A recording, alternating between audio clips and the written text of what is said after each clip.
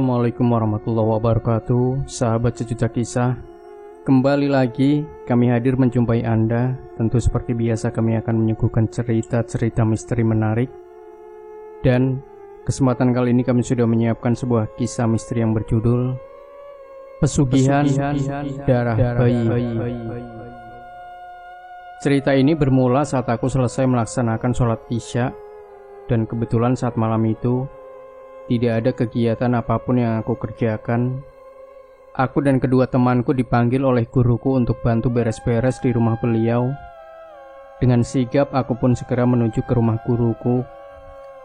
Sudah sejak lama aku bantu bersih-bersih di rumah guruku ini, dan hal itu kulakukan dengan rasa ikhlas tanpa mengharapkan imbalan.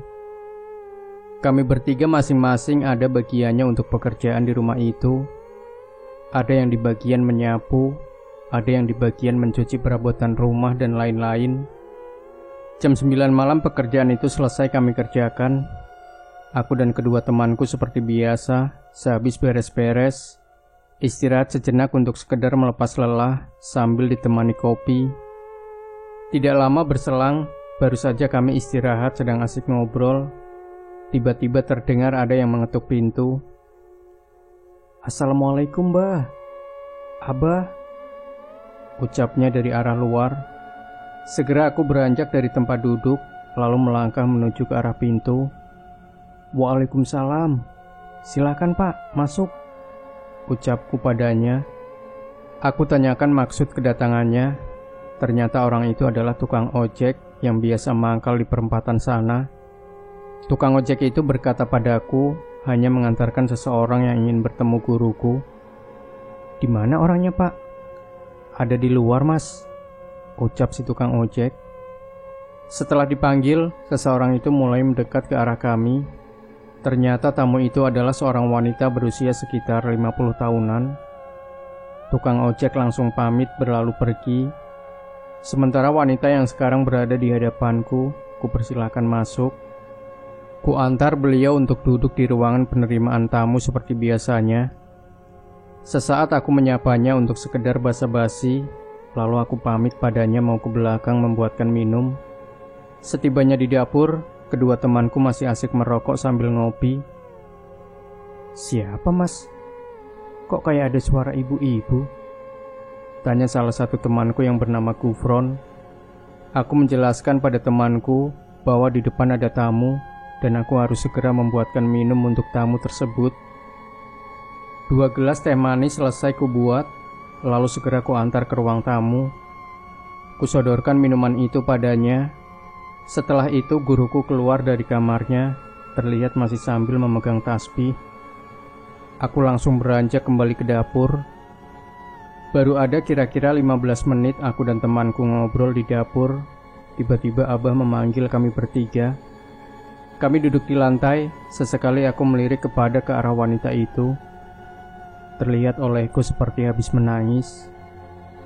Ibu ini namanya Bu Elin, asal daerah P. Beliau sedang dalam masalah besar. Biar sementara tinggal di sini, ucap Abah menjelaskan. Kami hanya mengangguk.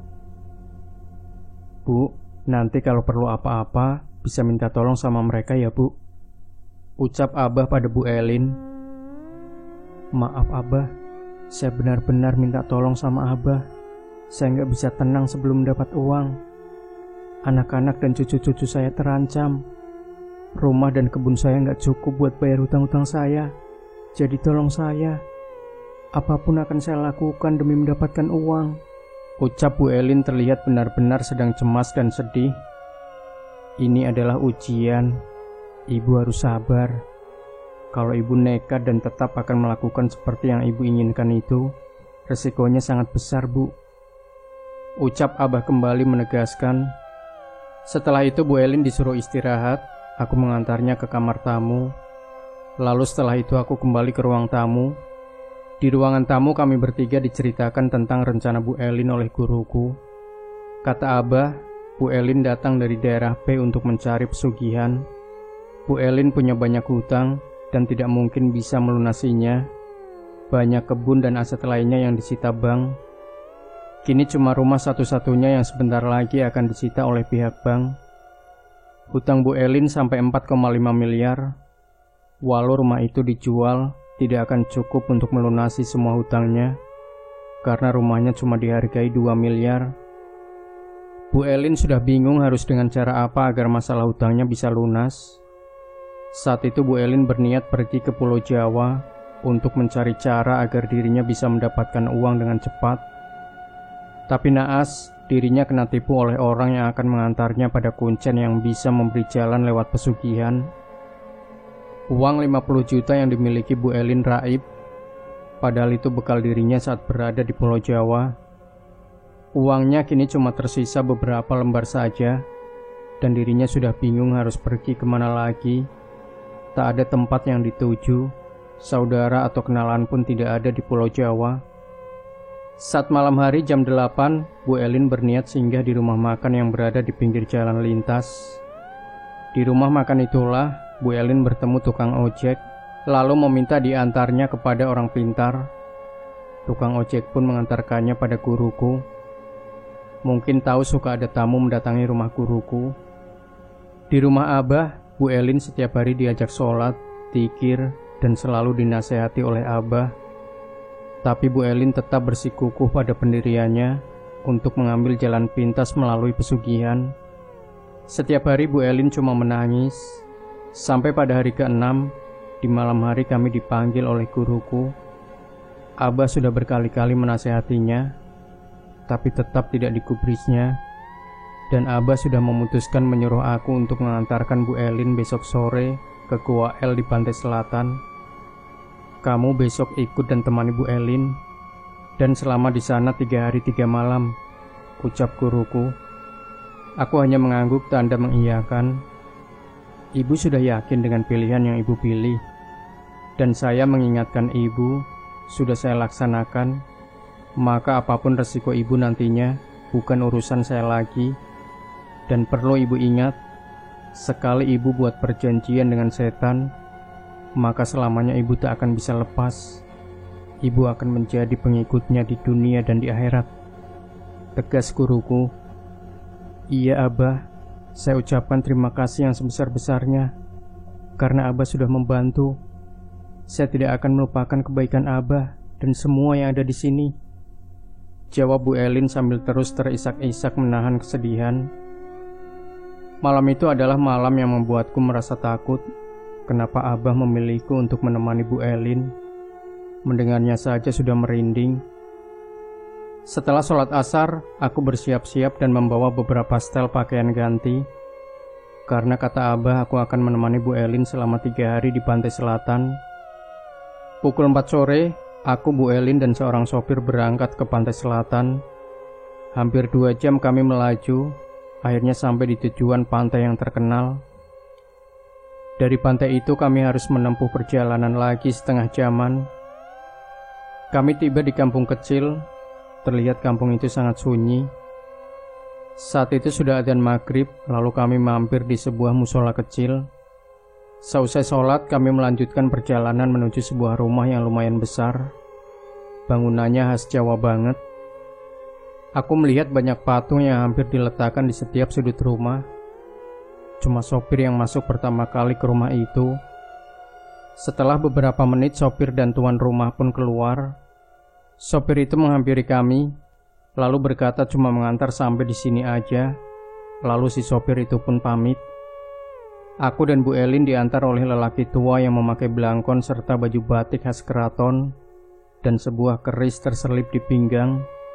Terlihat di tangannya membawa senter dan bungkusan kain hitam yang entah apa isinya. Sebut saja lelaki itu Mbah Harjo. Saat itu aku masih bingung dan sedikit mulai takut. Hanya bisa berdoa, andai bukan Abah yang menyuruh. Rasanya ingin aku ikut pulang bersama sopir yang tadi mengantarkan kami. Mari, ikuti saya, ucap Mbah Harjo agar kami segera mengikutinya. Aku dan Bu Elin mengikuti tanpa banyak bicara. Setelah beberapa menit berjalan, kami tiba di tepian laut yang curam dan terdengar gemuruh ombak. Setelah berjalan beberapa menit, akhirnya kami sampai di tempat yang datar. Aku masih bingung Apa sebenarnya yang akan mereka lakukan? Di depan kami nampak sebuah bangunan dari kayu yang dibuat seperti joglo. Aku melihat pada sudut sebelah kanan, nampak seorang laki-laki tua sedang duduk bersila. Rambutnya panjang dengan ikat kepala warna hitam. Mbah Harjo melangkah menuju ke arah laki-laki itu, sedangkan aku dan Bu Elin hanya diam memandang ke arah mereka. Setelah itu kami berdua dipanggil, lalu ikut serta duduk di atas joglo. Ibu sudah siap dengan apa yang akan ibu lakukan dan juga segala risikonya? Tanya lelaki tua, sebut saja Mbah Gondrong. Sudah, Mbah. Jauh-jauh saya datang ke sini, bertekad untuk mendapatkan apa yang saya inginkan. Apapun resikonya, dan seberat apapun syaratnya, akan saya penuhi. Jawab Bu Elin mantap tanpa ragu-ragu lagi. Setelah itu Bu Elin diajak ke sebuah goa. Aku pun diizinkan untuk ikut. Goa yang terlihat kecil, namun saat di dalam ternyata goa itu sangat lebar. Ada banyak seperti pintu di dalam goa itu, dan setiap pintu di atasnya ada tulisan aksara Jawa. Kami masuk di sebuah pintu yang di dalamnya terdapat seperti gentong yang berisi air jernih. Mbah Gondrong itu mengambil nampan yang berisi beberapa jenis bunga, lalu bunga itu ditaburkan di gentong yang berisi air. Saat bunga ditaburkan ke dalam gentong, tiba-tiba saja air itu berputar. Bu Elin disuruh melihat ke arah dalam gentong. Saat mendekat untuk melihat isi gentong, tiba-tiba saja terlihat wajah Bu Elin berubah tegang. Ia cemas saat melihat isi dalam gentong itu. Aku merasa penasaran saat melihat Bu Elin begitu kagetnya waktu matanya menatap ke arah dalam gentong. Lalu aku berniat untuk melihatnya. Sebenarnya apa sih yang dilihat Bu Elin? Sampai sebegitu tegangnya, gumamku. Saat aku melihat, namun yang terlihat hanya gentong berisi air, beserta di atasnya berisi bunga setaman yang masih terus berputar. Aneh, kenapa Bu Elin bisa setegang itu? Padahal hanya berisi air dan bunga. Kembali aku bergumam. Mbah Gondrong komat kamit membaca sesuatu, lalu seketika air dalam gentong pun berhenti berputar. Setelah itu kami diajak untuk ke ruangan lain. Mbah Gondrong kembali duduk dan bertanya pada Bu Elin. Ibu sudah melihat apa yang bakal terjadi, dan sudah melihat seberapa besar risiko yang harus ibu tanggung lewat gambaran itu tadi. Jadi sebelum kita mulai ritual ini, saya tanya pada ibu sekali lagi, karena jika sudah dalam tahap ini, ibu tidak bisa lagi membatalkan. Bagaimana ibu? Ucap Mbah Gondrong memastikan. Bu Elin pun menyanggupinya, walau dia sudah tahu resiko apa yang akan menimpanya. Mbah Gondrong lalu meminta bungkusan yang dibawa oleh Mbah Harjo. Setelah dibuka bungkusan itu, ternyata isinya adalah kain dan selendang. Sekarang ibu mandi air dalam gentong tadi, pakailah kain ini. Setelah itu ibu bertapa di dalam goa ini selama 3 hari. Jelas Mbah Gondrong. Bu Elin melakukan ritualnya, sementara aku diajak oleh Mbah Harjo keluar goa, lalu duduk di joglo. Mas nunggunya di sini, kalau mau sholat dan tidur di sebelah situ, ucap Mbah Harjo padaku. Aku hanya mengangguk dan pasrah, tanpa tahu apa yang harus dilakukan. Setelah kami mengobrol sampai beberapa saat, lalu Mbah Harjo pamit pulang ke rumahnya. Seusai sholat Isya aku duduk sendiri di joglo. Rasa tegang disertai takut malam itu terasa sangat lama sekali kurasakan. Jam sudah menunjukkan pukul 12:30 malam, namun aku tidak bisa tidur.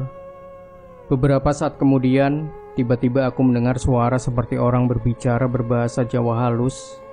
Namun saat kulihat sekeliling, tak ada satupun manusia yang terlihat. Suasana itu terus berlangsung sampai waktu menjelang subuh. Selesai sholat subuh, perlahan rasa cemasku mereda karena tempat ini sudah mulai terang. Jam 8 pagi Mbah Harjo datang membawakan sarapan. Saat aku duduk bareng bersamanya, aku mencoba bertanya tentang tempat ini. Di sini termasuk pintu gerbang, Mas. Yang penting Mas jangan ganggu apa-apa, dan kalau mau kencing jangan di situ, ujar Mbah Harjo sambil nunjuk ke arah batu besar berwarna hitam lekat. Setelah agak siang Mbah Harjo pamit. Saat itu aku merasa sangat ngantuk karena semalaman gak tidur. Aku pun tertidur sangat pulas. Saat malam kedua aku berada di tempat itu, kengerian kembali menyelimuti batinku. Malam itu malam kedua Bu Elin melakukan ritualnya. Jujur aku salut pada Bu Elin. Padahal hanya wanita tua, tapi sanggup sudah 2 hari di dalam goa tidak merasa takut, ditambah tidak makan dan minum. Di malam kedua ini, aku masih menunggu di luar goa duduk di joglo. Lalu keanehan mulai aku rasakan kembali. Keanehan itu, tiba-tiba saja aku mendengar ringkikan suara kuda. Tapi saat aku melihat di area sekitaran, tidak kujumpai ada kuda di tempat itu. Tak lama berselang dari kejadian suara ringkikan kuda, aku mendengar suara dari arah goa. Suara para wanita sangat ramai, seperti sedang berada di pasar saja. Tapi pembicaraannya tidak jelas kudengar. Di malam ketiganya, suasananya benar-benar panas kurasakan dan sangat mencekam daripada malam sebelumnya. Dari dalam goa terdengar suara gamelan. Ketakutanku semakin bertambah saat melihat banyak sekali bayangan keluar masuk ke dalam goa. Bayang-bayang itu seperti akan menyiapkan sesuatu. Aku pun tak berani melihat. Entah sudah berapa lama aku diam-diam ketakutan, sampai akhirnya aku mendengar suara langkah kaki mendekat ke arah joglo. Saat kulihat ternyata Bu Elin dan Mbah Gondrong. Bu Elin hanya tersenyum melihatku tanpa berkata sepatah kata pun. Beliau telah beda sekarang dari sorot mata dan gerak-geriknya. Setelah itu Mbah Gondrong mengajak Bu Elin ke tepian laut. Aku merasa penasaran, lalu mengikuti mereka dari belakang. Setelah sampai di tepi laut, aku melihat Bu Elin memegang satu ayam sambil diangkat ke atas. Tangan kirinya memegang sayap, dan tangan kanannya memegangi kaki ayam itu. Lalu Mbah Gondrong mengeluarkan sebilah keris. Leher ayam itu diarahkan ke bawah atau tepat di atas air laut. Saat Mbah Gondrong menyembelih ayam itu, tiba-tiba terdengar jeritan yang sangat menyayat. Terdengar olehku seperti jeritan anak kecil. Suaranya melengking hingga membuatku mundur satu langkah. Kini kembali ayam kedua Bu Elin pegangi. Namun kini leher ayam itu diletakkan tepat di atas sebuah mangkok warna kuning seperti emas. Saat ayam itu disembelih, kembali terdengar suara lengkingan seperti anak kecil.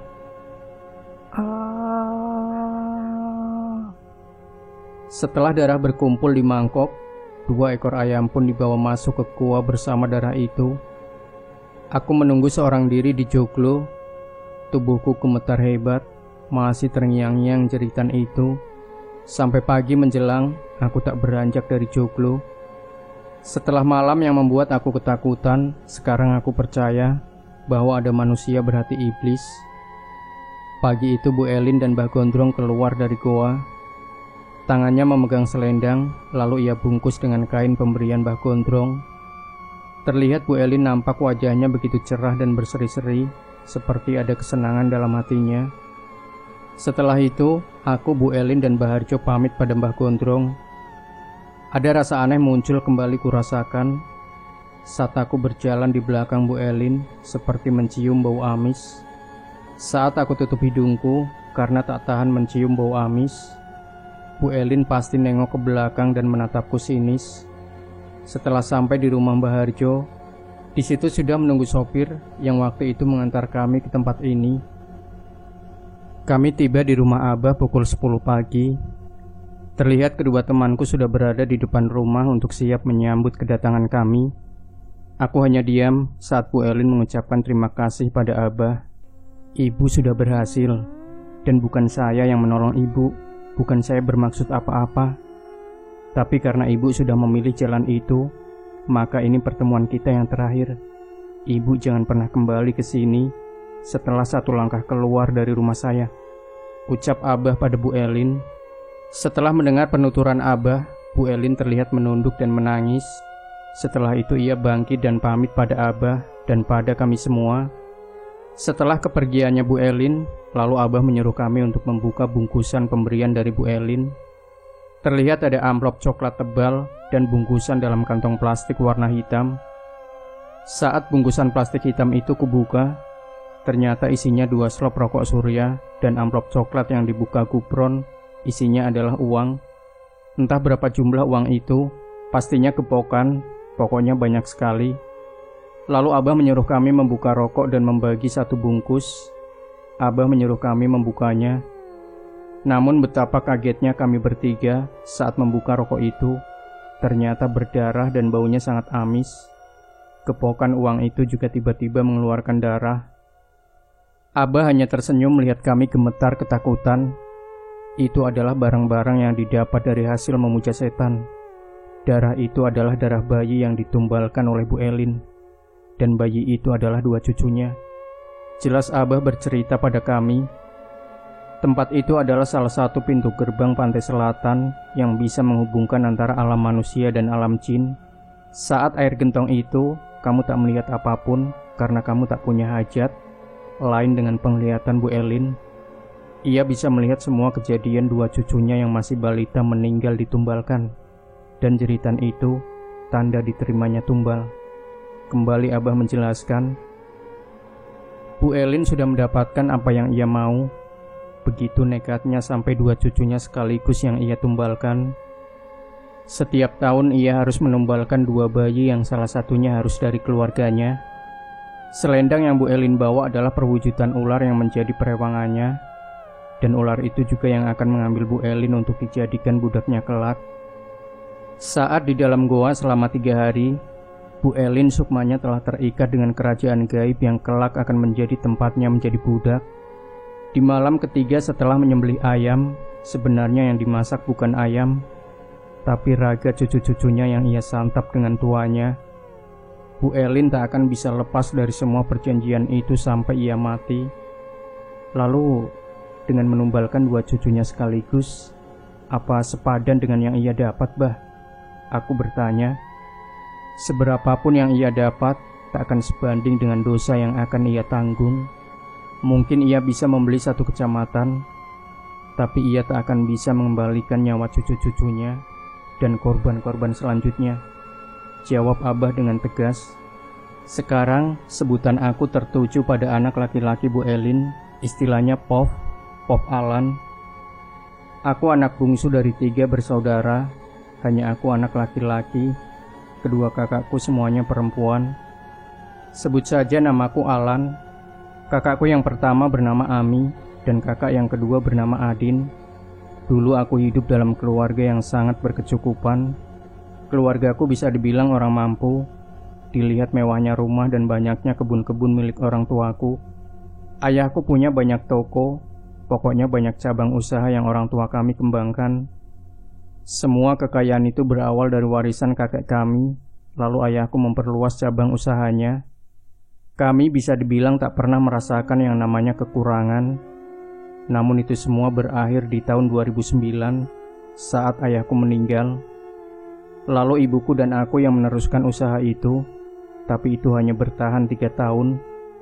Tahun 2012, usaha orang tuaku benar-benar perlahan menuju ambang kebangkrutan.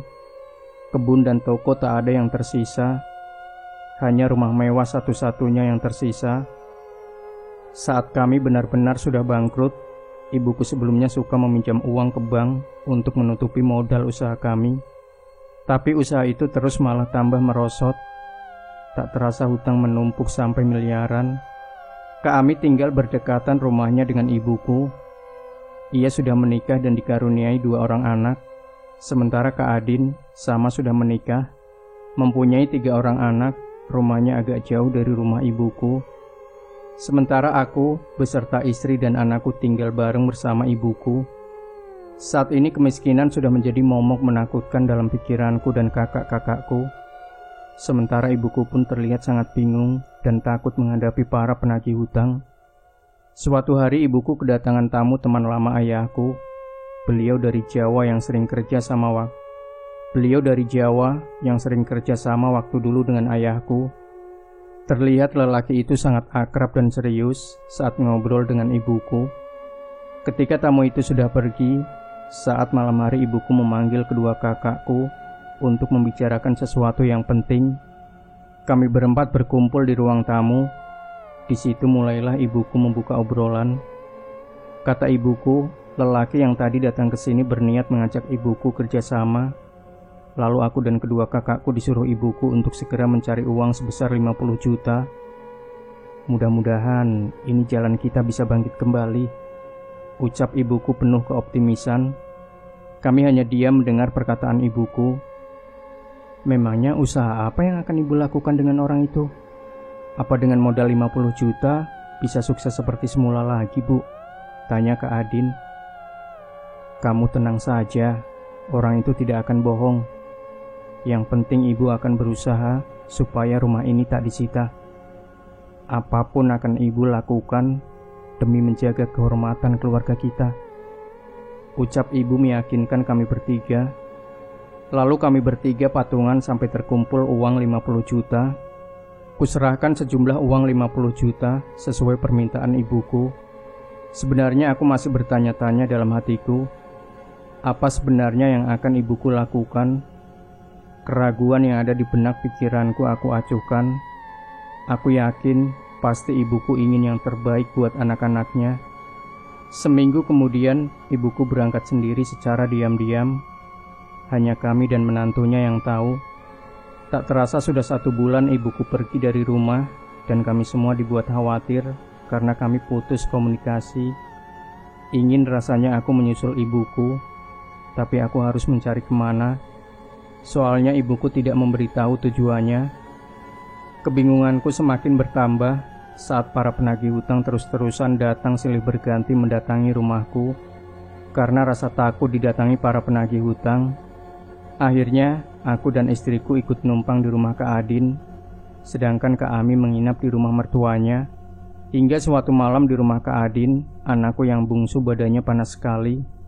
Aku kebingungan karena anakku terus menangis menjerit-jerit. Kak Adin memanggil bidan untuk memeriksa anakku yang masih berusia 2,5 tahun. Saat diperiksa kata bidan cuma panas biasa. Jam 6 pagi anakku tercinta meninggal dunia. Aku dan istriku sangat syok. Berat sekali rasanya di saat seperti ini kami harus kehilangan. Tak lama berselang setelah anakku meninggal, aku mendapat kabar dari Kak Ami bahwa anak bungsunya juga meninggal. Tidak ada pikiran aneh-aneh tentang meninggalnya anakku dan anak kakakku, karena aku orang yang tidak percaya dengan hal-hal mistis atau apapun itu yang di luar logika. Begitu juga dengan kedua kakakku. Setelah meninggalnya anakku, aku pergi keluar daerah untuk mencari pekerjaan. Aku tidak boleh terus-terusan berdiam diri saja. Menunggu ibu juga belum ada kepastian kapan pulangnya.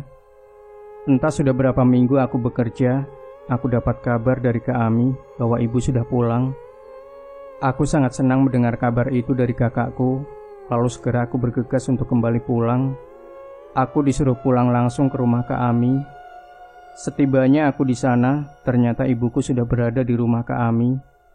Tapi kini ibuku terlihat ada perubahan, mulai dari penampilan hingga wajahnya yang terlihat kaku. Aku menyalami tangan ibuku, lalu sesaat aku memeluknya sambil menahan air mata yang tiba-tiba mengalir keluar. Ibuku pun menangis saat aku cerita bahwa anakku yang masih kecil sudah meninggal beberapa minggu lalu, sama dengan anaknya Kak Ami. Sudah, kita tidak boleh larut dalam kesedihan. Kita harus ikhlaskan. Sekarang kita harus bangkit kembali. Alan, rumah itu akan ibu jual dan kita akan pindah keluar daerah, ucap ibuku. Aku dan kakakku masih belum mengerti apa yang ibuku katakan. Maksud ibu kita akan pindah dari sini? Aku bertanya pada ibuku. Dengan tersenyum ibuku mengangguk pelan. Kamu tenang saja, ibu sudah punya tempat untuk kita pindah. Ami dan Adin biar di sini saja. Nanti ibu akan modali untuk buka usaha, jelas ibu. Sesaat aku berpikir, merasa bingung kok ibu bisa secepat itu mendapat uang. Tapi aku tidak pernah berpikir yang aneh-aneh. Mungkin ibu dapat pinjaman dari teman-temannya atau dari saudara ibu, pikirku saat itu. Rumah yang biasa aku dan ibuku tempati akhirnya dijual. Semua hutang-hutang kami lunas tanpa aku tahu kapan ibuku membayarnya. Setelah kepulangan ibuku, sekarang tak ada satupun orang yang datang menagih hutang. Aku dan kakakku pun sangat senang sekali bisa lepas dari jeratan hutang tanpa lagi dirundung kesedihan tentang meninggalnya anak-anak kami. Aku, istri beserta anak dan ibuku sekarang menempati tempat baru kami yang sangat megah. Rumah kami pun bisa terbilang mewah. Namun rumah lantai 1 itu terkesan aneh bagiku, karena di setiap sudut ada patung-patung yang asing bagiku. Rumah baru kami walau hanya lantai 1, namun lebih luas. Ornamen rumah ini pun banyak ukiran-ukirannya yang baru ku ketahui itu adalah rumah khas Jawa. Ibuku pun berubah drastis. Dulu yang terlihat glamor, kini selalu memakai pakaian batik dan kain biasa. Rambutnya sering sekali disanggul seperti wanita-wanita kerajaan yang pernah kulihat di film-film. Hal perubahan ibuku tak kupedulikan, karena kini aku lebih fokus untuk usaha. Aku juga tak bertanya dari mana ibuku punya uang miliaran untuk memodali usaha baru yang mulai kami rintis kembali. Bagiku kini hidupku sudah kembali baik, bahkan lebih baik. Aku fokus memulai usaha perdagangan, sedangkan ibuku fokus membeli tanah dan sawah-sawah. Hingga dalam waktu 1 tahun, sawah dan tanah mencapai 100 hektar. Aku mengetahuinya saat melihat dari surat-surat tanah yang diperlihatkan oleh ibuku. Usaha kakakku pun maju pesat, semua berkat ibuku. Makanya sekarang kami bertiga sangat segan dan menghormati beliau. Tahun pertama aku tak merasakan ada keanehan dalam kehidupan kami. Tapi ketika masuk akhir tahun, musibah mulai datang kepada keluarga aku dan keluarga kakakku. Peristiwa itu bermula saat kedua kakakku datang berkunjung bersama suami dan anak-anaknya. Sore itu anak-anak kami sedang bermain di halaman rumah, dan kami para orang tua duduk di teras membahas bisnis kami masing-masing.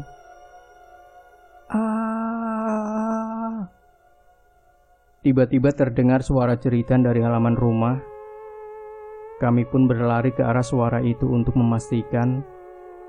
Setibanya kami di halaman rumah, aku melihat anak Kak Adin yang bungsu tergeletak dengan kondisi tubuh terlihat kulitnya membiru. Ibuku yang melihat itu pun menangis dan duduk di samping cucunya. Diciuminya mayat cucunya itu. Kejadian itu membuat tetangga berdatangan. Mereka mengira anak Kak Adin meninggal karena digigit ular. Malam itu juga mayat keponakanku dibawa pulang untuk dimakamkan. Aku dan istri serta anak-anakku ikut ke rumah Kak Adin. Namun ibuku tak mau ikut dengan alasan kurang enak badan. Hari-hari selanjutnya usahaku tambah maju. Tanah-tanah ibuku pun semakin luas. Kesibukanku makin banyak hingga sering pulang larut malam. Suatu ketika saat aku pulang kerja pada malam yang sudah sangat larut, saat aku mau membuka pintu dengan kunci serep yang kubawa, tiba-tiba aku mendengar suara desisan. Aku coba untuk fokuskan pendengaranku. Sepertinya desisan itu dari arah samping patung sebelah kanan halaman depan. Perlahan aku mendekati patung itu. Tapi saat aku lihat sudah berada di dekatnya, tidak ada apa-apa. Mungkin saja aku salah dengar, pikirku. Saat aku hendak beranjak kembali ke arah pintu, desisan itu terdengar kembali. Aku mencoba menoleh ke arah suara itu. Betapa terkejutnya aku saat mendapati seekor ular hitam berjalan ke arah pintu. Aku mencoba untuk mengejarnya. Tapi saat sudah berada di depan gerbang, ular itu sudah hilang.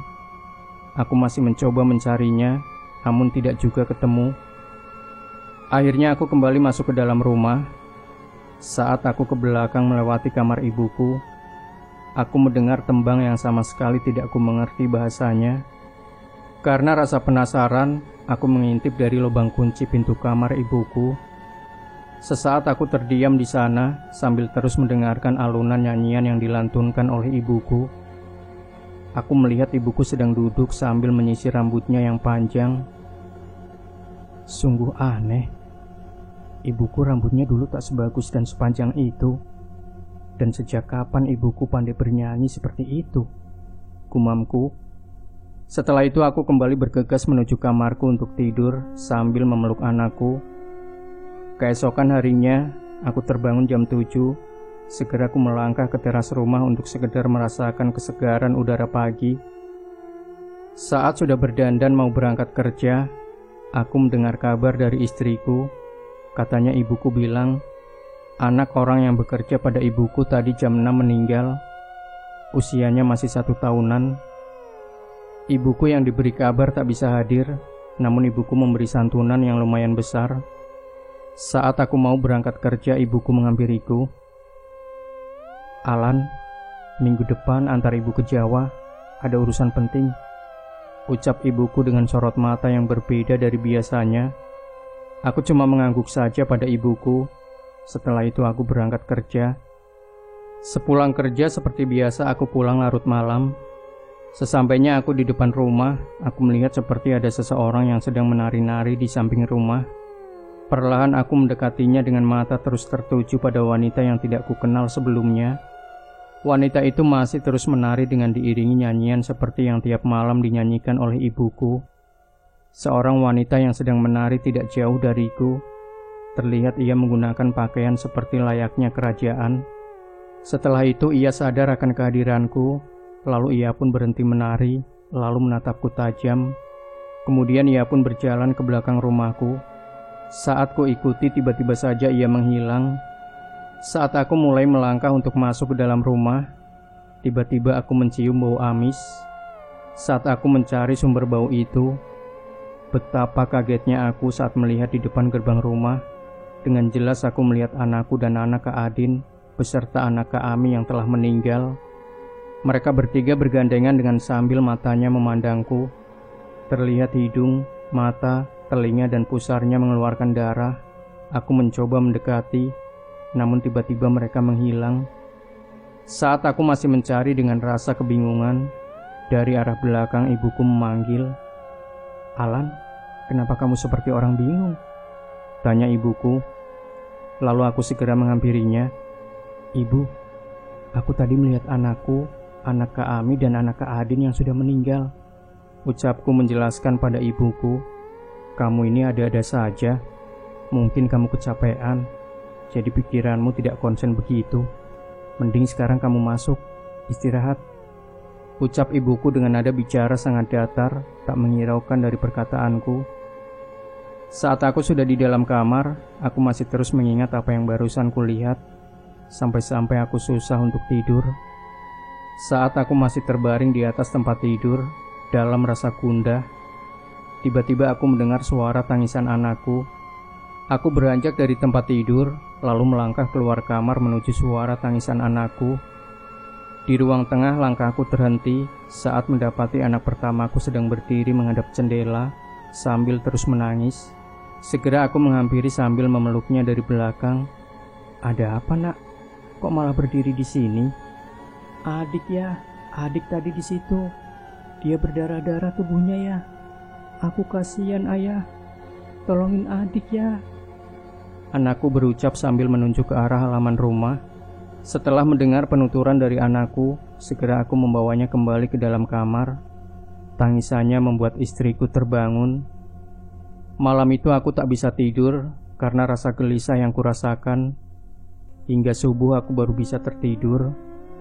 Tadinya di hari Senin aku berniat mengantar ibuku ke Jawa, tapi batal karena anakku yang kedua sakit. Lalu ibuku mengajak Kak Ami untuk menemaninya. Aku membawa anakku berobat ke dokter bersama istriku.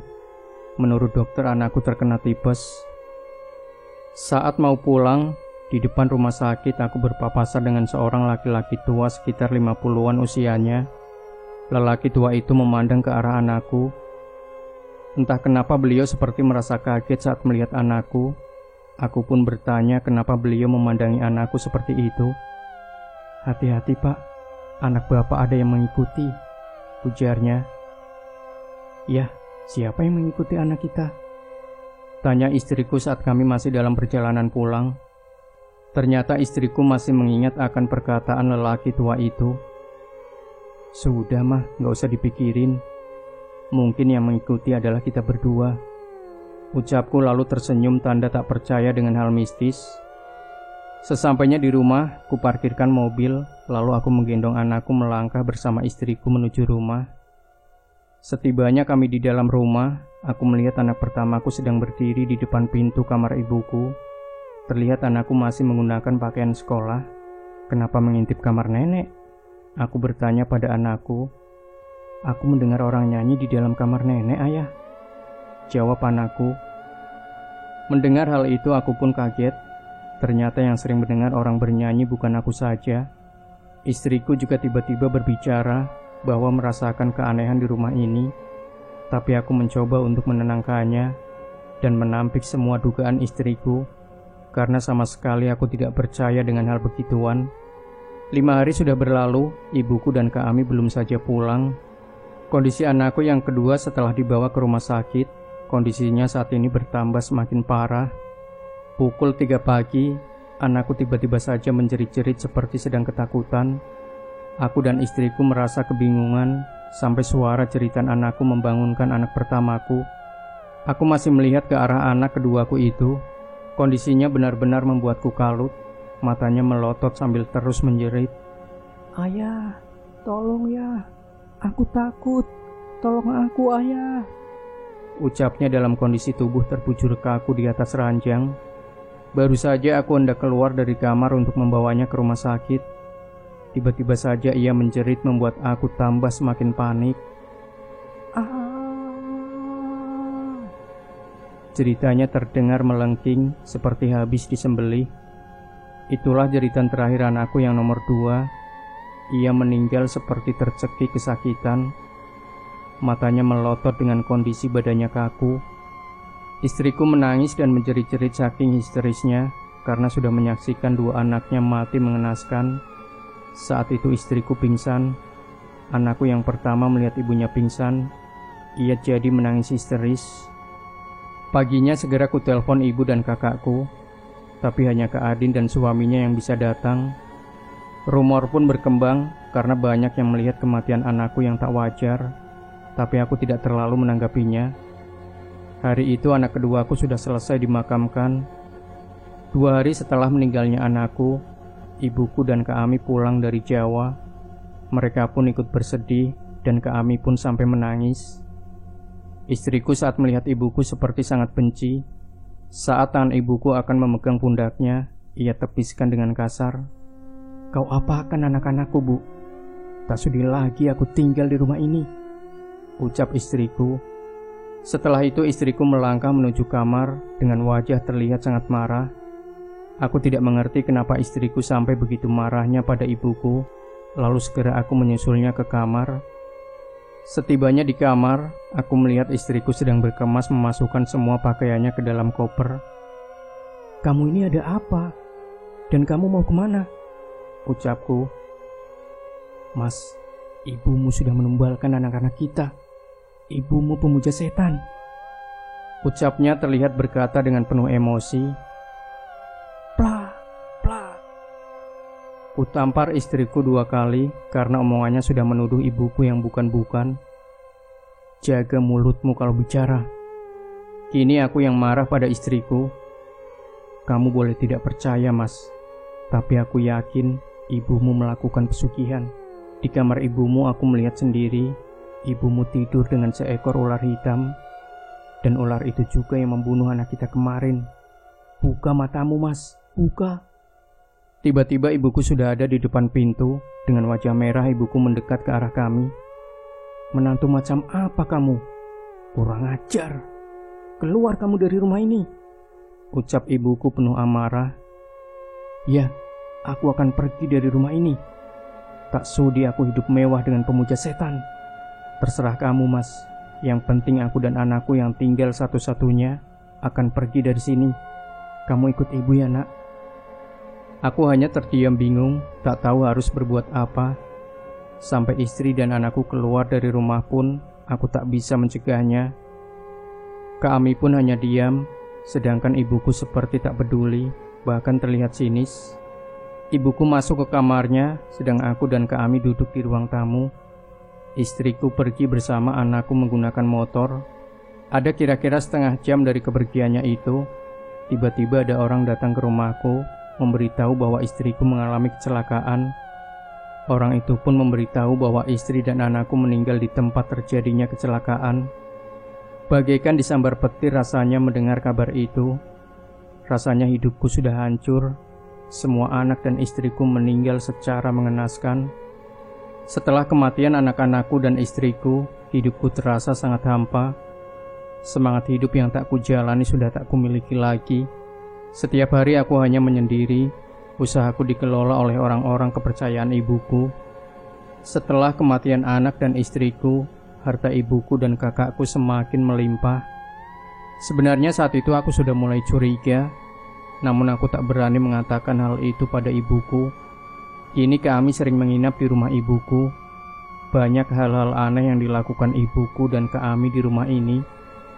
Sering membuat sesaji, bakar dupa, dan sekarang kami pun sering nyanyi seperti ibuku. Kalau mereka sedang membuat sesaji, pasti ibu dan kami akan menggunakan pakaian seperti kerajaan. Intinya pakaian adat gitu. Awalnya aku membiarkan semua hal itu, tapi lama-lama nyanyian mereka terdengar menyeramkan. Suatu ketika saat aku pulang di malam yang sudah larut sekali, seperti biasa aku mendengar suara gamelan dan nyanyian persis seperti yang ibu dan kakakku nyanyikan. Namun kali ini suara nyanyian itu bukan dari dalam kamar ibuku, melainkan dari arah belakang rumah yang seperti aula. Perlahan aku melangkah ke belakang rumah. Tiba-tiba saja penglihatanku dikejutkan dengan melihat ibu dan kami sedang menari diiringi dengan gamelan. Mereka menari bersama wanita yang pernah kulihat dulu waktu menari di samping rumahku.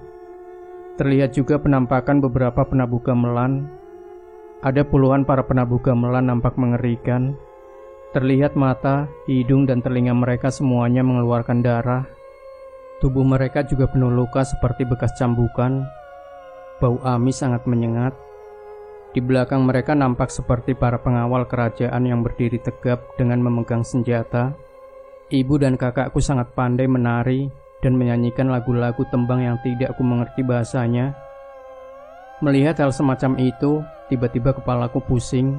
Lalu aku memilih masuk ke dalam rumah. Setelah beberapa saat aku berada di dalam kamar, suara itu mulai perlahan tak terdengar lagi. Mungkin ini cuma halusinasiku saja karena kecapean pikirku. Baru saja aku mau memejamkan mata, seketika aku dikejutkan mendengar suara jeritan. Aku mengenali suara itu. Ya, suara itu adalah suara istri dan anakku. Aku pun kembali ke belakang rumahku karena suara itu berasal dari arah sana. Setibanya aku di belakang rumah, suara itu hilang, dan tarian yang tadi kulihat pun sudah tidak ada lagi. Kemana ibu dan Kak Ami? Gumamku. Kamu sedang apa di sini? Dari arah belakangku terdengar suara Kak Ami. Aku menoleh, lalu melihat Kak Ami tersenyum padaku. Aku mendengar suara istri dan anakku menjerit-jerit. Ucapku. Kak Ami cuma menenangkanku dan berusaha menutupi seperti ada yang sedang dirahasiakan. Pagi harinya kami bertiga duduk di ruang tengah. Aku mencoba memberanikan diri untuk bertanya pada ibuku. Ibu dan Kak Ami, maaf. Aku mau semuanya jujur. Apa yang terjadi sebenarnya? Apa yang selama ini ibu dan Kak Ami lakukan? Ucapku bertanya. Ibuku hanya tersenyum, sedangkan Kak Ami hanya terdiam. Memangnya apa yang kamu tahu tentang ibu dan kakakmu, Lan? Apa ada yang salah dengan ibu? Aku ceritakan kejadian demi kejadian beserta kejadian aneh semalam yang kulihat. Sekarang tolong jujur, apakah benar yang dikatakan istriku bahwa ibu melakukan pesugihan? Ibuku bangkit lalu mendekatiku. Alan, kamu ingat bagaimana dulu kita tiap hari dibentak-bentak oleh para penagih hutang? Tidak dianggap oleh saudara saat kita bangkrut. Kamu ingat bagaimana keluarga kita dianggap seperti kotoran? Tidak ada saudara-saudara kita yang mau membantu kita. Tidak ada. Kita dianggap sampah dikala kita jatuh. Dan hanya junjungan ibu yang mau menolong dan mengembalikan kehormatan dan derajat keluarga kita. Jawab ibuku. Tapi kenapa anak-anakku, anak Kak Ami, Kak Adin, dan istriku yang menjadi korban? 2 anakmu dan 2 anak kakakmu itu sekarang diasuh oleh junjunganku, bukan menjadi tumbal. kecuali anak pertamamu dan istrimu, karena mereka berdua telah lancang mencampuri urusanku. Jelas ibuku. Alan, apa yang dikatakan ibu benar. Anak-anak kita diasuh oleh junjungan ibu, kakak yang sudah melihat dan bertemu mereka kemarin saat kakak ikut ibu. Ucap Kak Ami ikut menjelaskan. Setelah mendengar semua penjelasan dari ibu dan Kak Ami, aku masih diam. Ternyata selama ini ibuku mendapatkan kekayaan dari hasil bersekutu dengan setan. Sekarang ibu dan Kak Ami semakin terbuka untuk melakukan ritualnya di rumah ini. Sampai 1 tahun kemudian mereka melakukan ritual. Kali ini bukan cuma ibu dan Kak Ami yang melakukan ritual, tapi Kak Adin juga sekarang ikut serta. Aku melihat Kak Adin dan Kak Ami membawa seekor ayam ke belakang rumah. Saat malam sudah semakin larut, aku mendengar suara gamelan dan nyanyian yang membuatku merinding. Aku melihat dari balik pintu belakang, mereka, Kak Adin, Kak Ami, dan ibu sedang menari bersama seorang wanita cantik yang mengenakan mahkota. Mereka berada di pendopo belakang rumah. Kedua tangannya membawa 2 buah cawan dari emas. Cawan-cawan itu diletakkan di tengah-tengah mereka. Dari belakang datang laki-laki tegap bertelanjang dada dengan membawa pedang yang mengkilat. Seketika tempat itu sunyi saat Kak Ami memegang ayam. Lalu ayam itu diletakkan lehernya di atas cawan. Saat ayam itu disembelih, suara yang terdengar bukan suara ayam, melainkan suara seorang anak. Darah ayam itu mengalir di cawan setelah Kak Ami selesai.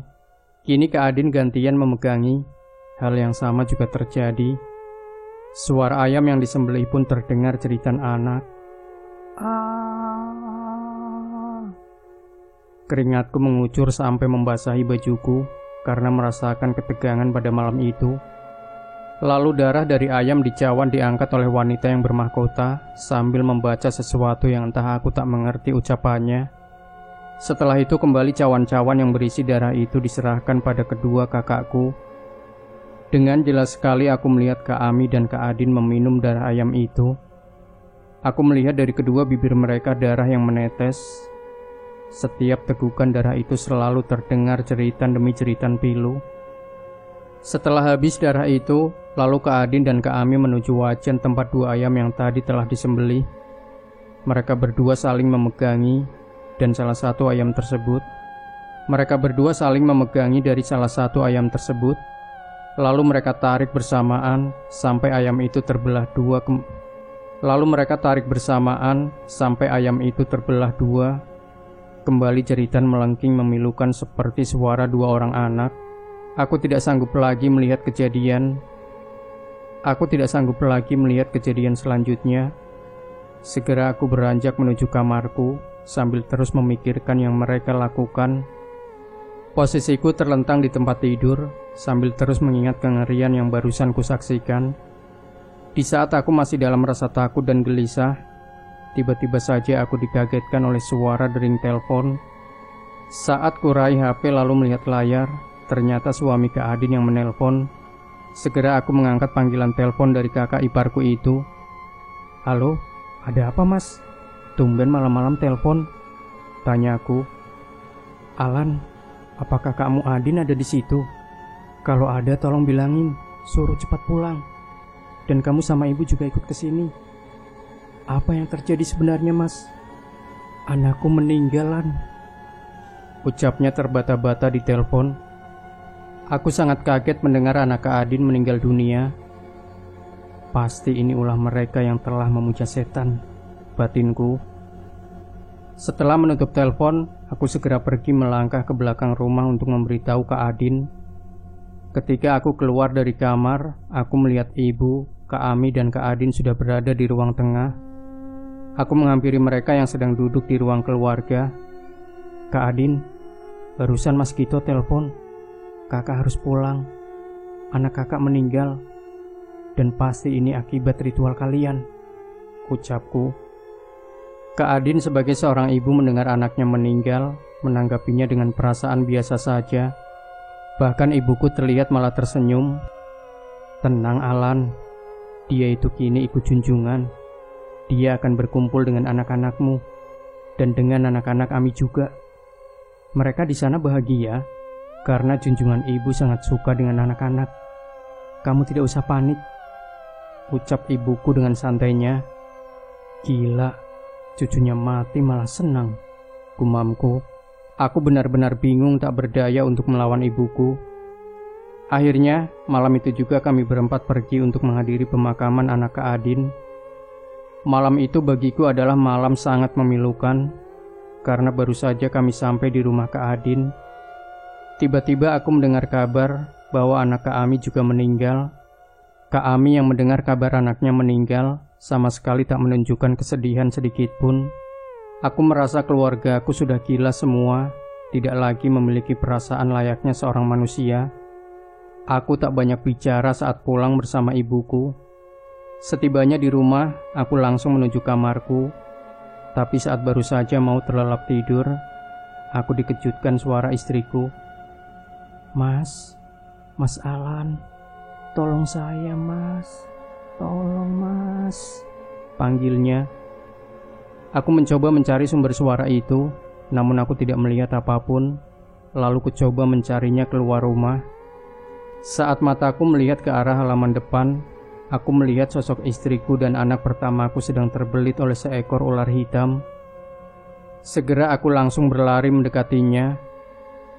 Namun belum sampai aku mendekat, sosok istri dan anakku beserta ular itu hilang secara tiba-tiba. Saat itu aku menangis bersimpuh sambil memanggil nama istri dan anakku. Beberapa saat aku berada di sana. Saat hendak kembali ke kamar, ibuku tiba-tiba sudah berada di kursi ruang tamu. Sorot matanya memandang lurus ke depan. Kalau kamu ingin bertemu anak-anakmu dan istrimu, minggu depan ikut ibu. Sudah waktunya kamu juga ikut mengabdi pada junjungan. Ini sudah takdir dan kamu tak bisa menolaknya. Ucapan ibuku seketika membuatku gemetar. Saat aku akan menjawab, rasanya bibirku seperti terkunci.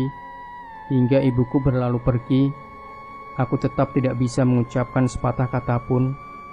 Sebenarnya di dalam hatiku menolak atas ajakan ibuku itu, tapi aku ingin tahu kebenarannya tentang anak-anakku dan keponakanku yang katanya diasuh oleh junjungan ibuku. Setiap malam Jumat Kliwon, ibuku pasti menyediakan sesaji dan membakar dupa. Sekarang kakak-kakakku pun selalu datang saat malam Jumat Kliwon, karena kini mereka adalah abdi sang junjungan ibuku. Kalau setiap mereka melakukan ritual, sudah dipastikan anak dari pekerja ibuku ada yang meninggal. Suatu hari ibuku mengajakku untuk pergi ke tempat di mana dulu ia melakukan pemujaan. Katanya sekarang sudah saatnya aku ikut mengabdi bersama mereka, karena akulah penerus dari pemujaan itu. Apa maksud ibu sebagai penerus? Bukankah Kak Ami dan Kak Adin yang sudah mengikuti dari awal mengabdi pada junjungan ibu? Junjungan ibu maunya kamu yang meneruskan, bukan kakakmu. Dan kamu juga harus segera menikah lagi, agar kamu bisa mempunyai keturunan. Hanya keturunan ketiga yang bisa meneruskan pengabdian pada junjungan, jelas ibuku. Lalu, Kak Adin dan Kak Ami? Sesaat ibuku terdiam, lalu berdiri. Setelah itu melangkah menuju ke arah jendela. Kelak kakakmu akan kembali pada junjungan. Jika kamu menolaknya, maka semua harta kita akan diambil kembali oleh junjungan. Ibu tidak mau generasi ibu miskin. Ibu gak mau usaha ibu selama ini hanya sampai di sini, jelas ibuku. Aku hanya diam, bukan tanda mengiyakan. Aku cuma ingin tahu dan membuktikan kebenaran cerita Kak Ami dan ibu. Hingga tiba saatnya aku mengantar ibuku ke tempat tujuannya itu. Kak Ami dan suaminya menjaga rumah ibuku. Ternyata sekarang suami Kak Ami juga ikut serta dalam pemujaan itu. Setelah aku dan ibuku tiba di daerah yang kami tuju, malam itu kami menginap di hotel. Saat tengah malamnya aku diajak oleh ibuku mengunjungi tempat yang dimaksudkan oleh ibuku. Aku mengira tempat itu indah dan ramai orang. Ternyata dugaanku salah. Tempat itu terlihat sangat sunyi dan gelap. Setibanya kami di tempat tujuan, aku dan ibuku disambut oleh laki-laki tua yang mengenakan ikat kepala berwarna hitam. Ibuku memanggilnya dengan nama Mbah Suryo. Aku dan ibuku diajak masuk ke dalam goa. Ibuku dan laki-laki gondrong itu masuk pada sebuah ruangan goa sambil membawa bunga dan dupa. Aku menunggu di salah satu ruangan yang seperti tempat bertapa. Saat aku melihat-lihat area sekitaran, tiba-tiba aku melihat anak dan istriku. Aku melihat mereka seperti sangat menderita. Keadaan mata, hidung, telinga, dan wajah mereka penuh dengan darah. "Jangan teruskan, Mas. Jangan, Mas." Aku mendengar istriku jelas berkata seperti itu. Saat aku mau mendekatinya, tapi mereka tiba-tiba saja menghilang. Aku masih terus celingukan melihat sekitaran goa. "Alan, kemarilah." Pinta ibuku membuatku sedikit kaget. Aku pun melangkah mendekat ke arah ibuku. "Alan, saatnya kamu bertemu junjungan. Ikutilah Mbah Suryo. Kamu sekarang akan dimandikan dengan bunga 7 rupa." Aku masih teringat ucapan dari istriku tadi, maka aku pun menolak permintaan ibuku untuk melakukan ritual itu. Terlihat ibuku sangat marah karena aku menolak ajakannya. "Biarkan saja, Bu Elin. Anak ibu memang belum siap. Dipaksa pun tidak akan berhasil, karena anak ibu masih punya keraguan." Jelas Mbah Suryo tiba-tiba mendekat ke arah kami. Malam itu, aku dan ibuku kembali ke penginapan. Sesampainya di kamar hotel, mataku tak mau terpejam. Pikiranku kalut. Hidupku kini dihadapkan pada misteri yang dari dulu tidak pernah aku percayai. Namun sekarang aku percaya adanya dunia lain. Di dalam kamar ketika aku sedang terus memikirkan kejadian demi kejadian, tiba-tiba aku mendengar nyanyian tembang berbahasa Jawa. Tembang itu tanpa iringan gamelan, suaranya pun merdu, tapi iramanya membuat aku merinding saat mendengarnya. Aku mengira itu adalah suara ibuku, tapi setelah ku amati, sepertinya itu bukan suara ibuku. Tidak mungkin juga itu suara ibuku, soalnya kamar kami berjauhan. Sedangkan suara itu seperti berada di depan kamar yang aku tempati. Perlahan aku melangkah menuju pintu, lalu membukanya pelan. Ketika pintu sudah terbuka, aku dikejutkan sesosok wanita cantik mengenakan mahkota yang pernah kulihat waktu di belakang rumahku. Wanita yang sekarang berada di hadapanku menatap ke arahku dengan tatapan tajam. "Kamu tidak akan bisa merubah takdirmu. Kamu adalah Banggel Projorogo dari ibumu." Ucap wanita itu padaku dengan wajah cantik, tapi sangat mengerikan bagiku. Tubuhku gemetar dan kaku saat berhadapan dengannya. Kepergian wanita itu diiringi aroma bau amis yang membuatku hampir muntah. Aku masih penasaran atas kata-kata yang diucapkan oleh seorang wanita misterius itu terhadapku. Saat itu ingin rasanya aku pergi menuju kamar ibuku, tapi jam sudah menunjukkan pukul 3 pagi. Aku takut mengganggu istirahat ibuku. Paginya aku berniat mendatangi kamar ibuku. Tapi saat aku baru saja tiba di depan pintu kamar hotel yang ditempati ibuku, tiba-tiba saja ibuku menyuruhku masuk. Aneh, padahal pintu belum kuketuk. Segera ku buka pintu dan masuk ke dalam. Ibuku menyuruhku duduk di hadapannya. Setelah duduk, aku pun menceritakan kejadian yang semalam aku lihat. "Kamu adalah keturunan ketiga. Jadi kamu yang akan mewarisinya, dan junjungan ibu pun menyukaimu. Itu artinya kamu beruntung, Alan," ucap ibuku dengan santainya. "Beruntung," kata ibu. "Setelah anak dan istriku mati oleh mereka. Setelah aku ikut ibu, berapa nyawa lagi yang harus jadi tumbal?" Jawabku sengit pada ibuku. "Alan, apa kamu mau melawan ibu? Apa kamu lupa bahwa kita juga hampir mati karena kita miskin? Apa kamu ingin keluarga kita berakhir sampai di sini?" "Tidak, Alan, tidak. Kamu harus menikah kembali. Kamu harus punya keturunan. Setelah kamu menjadi Banggel Projorogo keturunanmu yang ketiga, yang akan meneruskan pengabdian pada junjungan." Jawab ibuku terlihat sangat marah padaku. "Tapi Bu..." "Sudah, ibu tak mau kamu berani melawan ibu. Ibu sudah pilihkan calon istri buatmu. Nanti siang kita pulang." Ucapan ibuku membuat aku terkejut. Ingin rasanya aku membantah dan menolak perjodohan ini, tapi aku tidak bisa membantah ibuku. Aku pun pergi ke kamarku untuk menyiapkan pakaianku, karena sebentar lagi kami akan kembali pulang. Singkat cerita, aku dan ibuku sudah sampai di depan rumah. Saat aku hendak masuk ke dalam rumah, aku melihat perempuan baru keluar dari rumahku. Saat aku masuk ke dalam. Kak Ami dan suaminya sedang duduk di ruang tamu.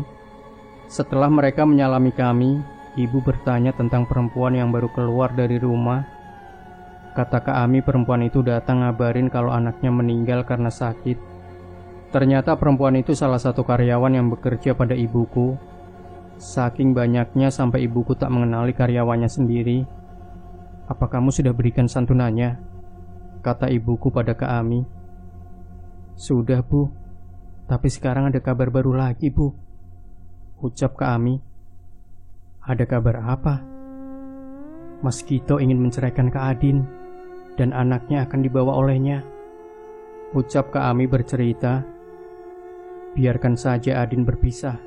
Itu hanya masalah kecil. Ucap ibuku dengan raut wajah tampak marah. Aku dan Kak Ami dan suaminya hanya diam saling pandang. Setelah itu aku pergi ke kamarku untuk istirahat. Entah sudah beberapa lama aku tertidur. Aku terbangun saat mencoba untuk memejamkan mata kembali, tapi tidak bisa tidur lagi. Aku melangkah keluar kamar. Di ruangan tamu aku melihat ibuku sedang bersama seseorang. Satu wanita seumuran dengan ibuku, satunya lagi wanita masih muda. Alan, ini ada teman ibu sama putrinya. Nanti kamu kesini ya setelah mandi. Ucap ibuku yang menyadari kehadiranku. Aku hanya mengangguk dan tersenyum pada tamu ibuku. Seusai mandi aku pun duduk bersama mereka. Kulihat wanita muda itu hanya menunduk dan tersenyum saat ditanya. Aku pun hanya diam mendengarkan obrolan ibuku dan tamunya. Menjelang malam mereka pamit pulang. Saat aku mau menutup pintu, tiba-tiba dari jalan terlihat suami Kak Adin datang dengan raut wajah terlihat sedang memendam amarah. Mana ibumu? Kemana wanita iblis itu? Dia harus bertanggung jawab atas semua yang terjadi. Ucapnya padaku. Suami Kak Adin teriak-teriak memanggil nama ibuku. Ibu yang mendengar teriakan kakak iparku pun akhirnya keluar dari kamarnya menuju teras. Saat ibuku sudah berada di luar, ibuku terlihat sangat santai saja menghadapi menantunya itu. Ada apa kamu teriak-teriak? Berani sekali kamu memanggilku dengan sebutan nama, ucap ibuku. Kini wajah kakak iparku yang terlihat pucat seperti ketakutan. Tubuhnya gemetar. Ia hanya menggigil ketakutan saat ibu matanya melotot ke arahnya. Pulang dan ambil tali, gantung dirimu sendiri. Perintah ibuku yang membuatku terkejut. Anehnya, kakak iparku seperti menuruti saja ucapan dari ibuku.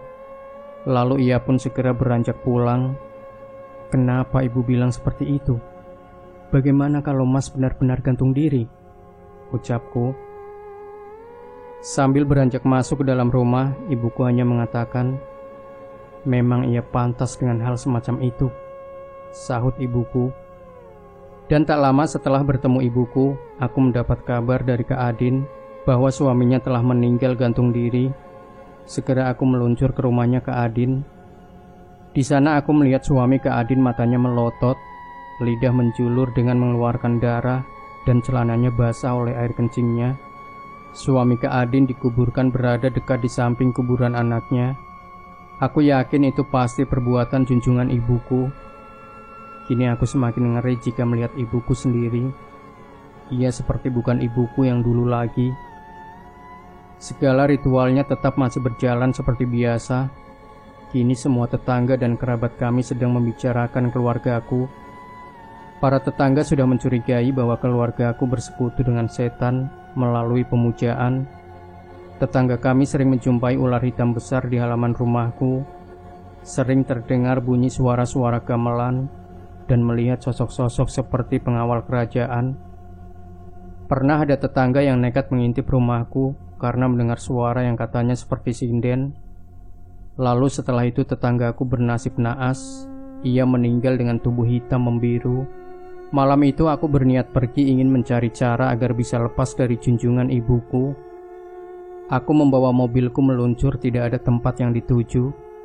Entah sudah berapa jauh jarak aku saat ini dari rumahku. Saat masih terus melajukan mobilku, tiba-tiba saja aku mencium bau amis di dalam mobil yang kukendarai. Kutepikan mobilku di pinggir jalan. Saat mobil sudah berhenti, aku melihat sosok wanita dari balik kaca di dalam mobilku. Sesosok itu adalah wanita yang sudah tak asing bagiku. Wanita yang seperti biasa selalu mengenakan mahkota di kepalanya. Seketika aku gemetar ketakutan, keringatku mengucur deras. Apa kamu lupa takdirmu, Banggel Projorogo tak bisa dirubah? Kecuali ibu dan kakakmu, serta 7 turunanmu yang akan menanggung akibatnya. Ucapnya padaku. Mendengar yang diucapkan oleh junjungan ibuku, kepalaku terasa pusing. Aku tahu itu bukanlah ancaman biasa. Kembali aku menoleh ke arah belakang, tapi wanita itu sudah tidak ada. Setelah rasa sakit kepalaku mulai reda, segera aku menyalakan mobilku untuk putar balik menuju rumahku. Percuma aku pergi kemana saja, pasti ia bisa menemukanku, gumamku. Sesampainya aku di rumah, seperti biasa nyanyian tembang Jawa selalu dinyanyikan ibuku. Semerbak bau harum bunga bercampur harum dupa malam itu membuat pening kepalaku. Setibanya di dalam kamar, aku langsung merebahkan tubuhku di atas tempat tidur. Hari-hari terus berlalu sampai tibalah acara pernikahanku dengan seorang wanita pilihan ibuku. Aku hanya bisa pasrah tentang perjodohan ini. Resepsi pernikahanku digelar sangat megah. Banyak tamu undangan yang hadir, termasuk rekan bisnisku semua datang untuk mendoakan pernikahanku. Saat para tamu mulai bergantian menyalamiku, aku cuma tersenyum dengan perasaan hati entah kemana.